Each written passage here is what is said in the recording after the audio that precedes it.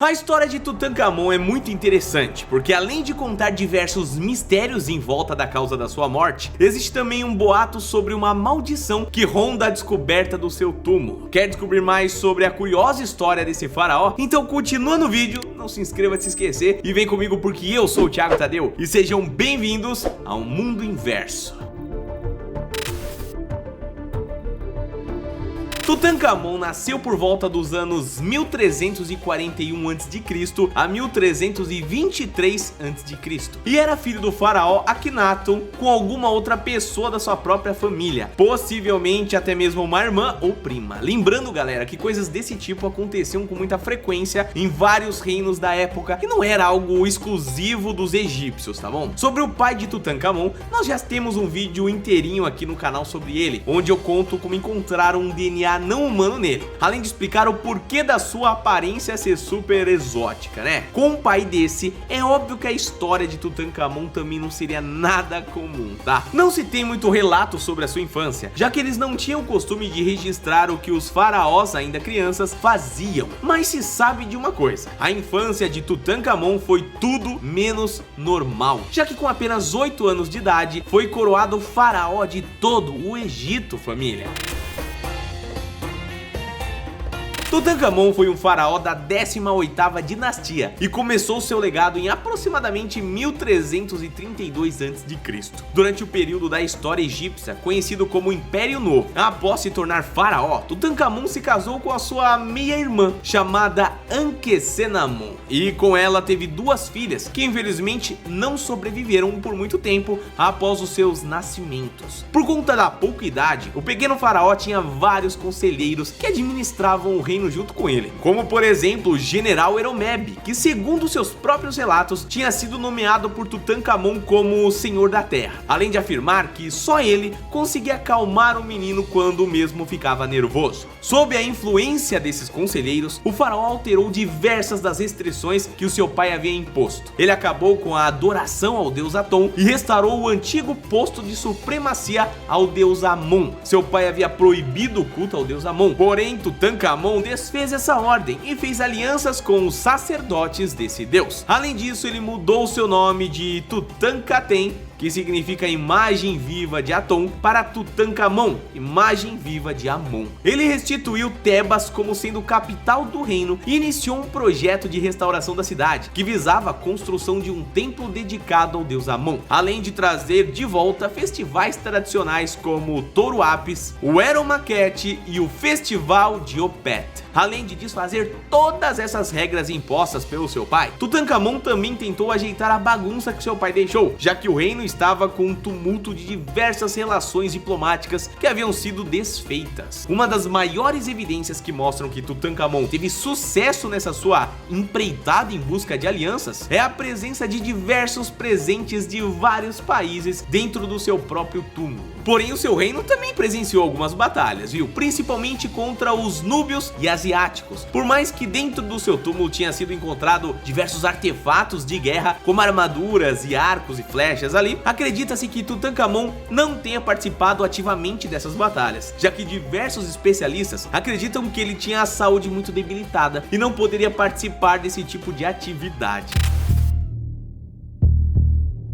Eu deixei para falar sobre os problemas de saúde de Tutankhamon no final, porque eles estão diretamente ligados a uma das teorias sobre a causa da sua morte. Segundo os estudos, Tutankhamon era magro, tinha aproximadamente 1,67 m de altura. Sua arcada dentária superior era projetada para frente, seguindo uma característica da linhagem real a qual ele pertencia. Uma pesquisa feita em 2007 indicou que Tutankhamon possivelmente tinha um pouco de fissura palatina, além de ter um caso leve de escoliose, que afetava sua coluna, fazendo-o desviar para o lado da posição normal. Porém, se você ainda acha que os problemas de saúde de Tutankhamon acabaram, você tá muito enganado, tá? Os exames feitos com o seu esqueleto também mostram que ele tinha uma deformação no pé esquerdo, que foi causada por uma necrose do seu tecido ósseo, o que fez com que ele tivesse que andar com a ajuda de bengala desde muito jovem. Eu poderia citar mais outras diversas doenças que pesquisadores e cientistas apontam em Tutankhamon, porém a doença mais relevante relevante para o nosso vídeo é uma possível infecção por malária. Ao realizarem um teste de DNA nos seus restos mortais, claro, os cientistas encontraram vestígios que Tutankhamon tenha sido infectado pelo mosquito que causa essa doença. Essa descoberta se tornou o registro mais antigo sobre alguém que tenha sido contaminado pela malária. Além do mais, existem vestígios que o faraó tenha se contaminado diversas vezes, já que várias cepas do parasita da malária foram encontrados no seu DNA, o que indica que ele contraiu múltiplas infecções por malária. Deu pra ver que a vida de Tutankhamon não foi nada fácil, né? Por isso, alguns cientistas acreditam que a junção de todos esses fatores causaram a morte precoce do faraó com apenas 19 anos, no ano de 1323 a.C.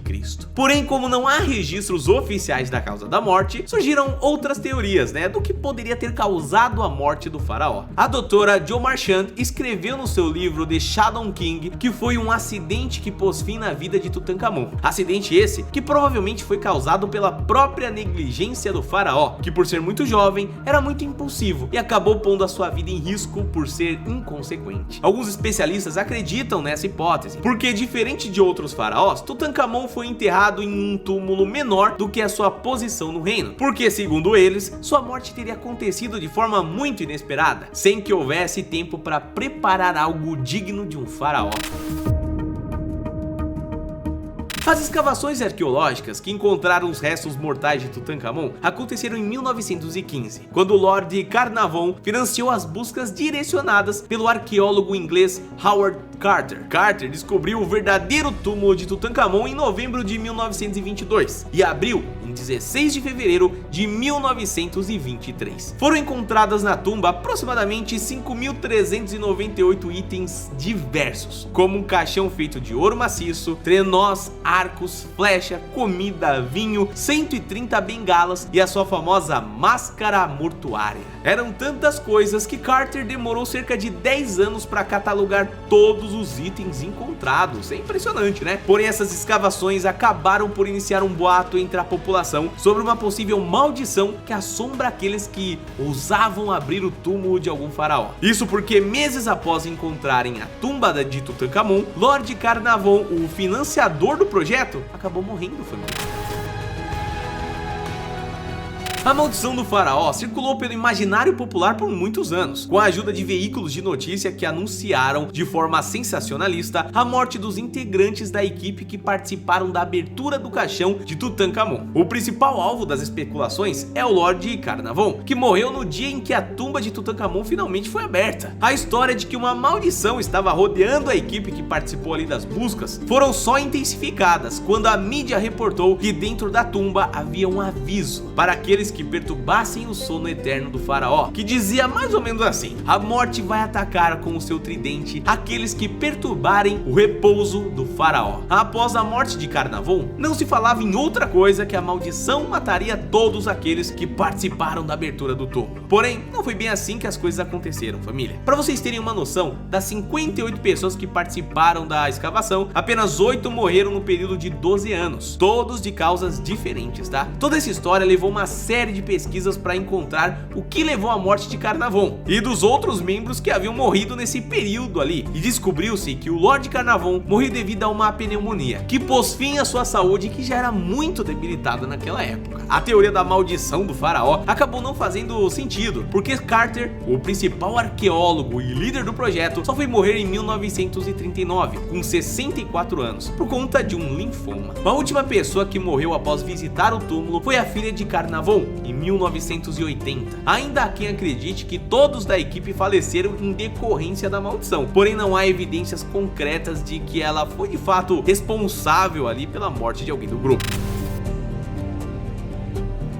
A tumba e alguns dos objetos encontrados no túmulo de Tutankhamon estão em exposição no Museu Egípcio, no Cairo, e recebem milhões de visitantes todos os anos. Tutankhamon não foi tão grande assim em vida, mas por conta das condições bem preservadas de todos os achados arqueológicos, ele se tornou uma das peças mais importantes para entendermos os nossos antepassados e o que eles eram capazes de fazer. Para resumir, o autor John Mashimp White escreveu em seu livro as seguintes palavras sobre Tutankhamon: O faraó, que em vida foi um dos menos estimados faraós do Egito, se tornou em morte o mais renomado. Família, o vídeo de hoje vai ficando por aqui. E se você gostou desse tipo de vídeo mais histórico, deixa aqui nos comentários. Se você tem algo a acrescentar também, vamos trocar informação, porque claro, nós somos uma família de curiosos, não é mesmo? Nós nos vemos no próximo vídeo então. Um abraço, fica bem, até a próxima. Valeu!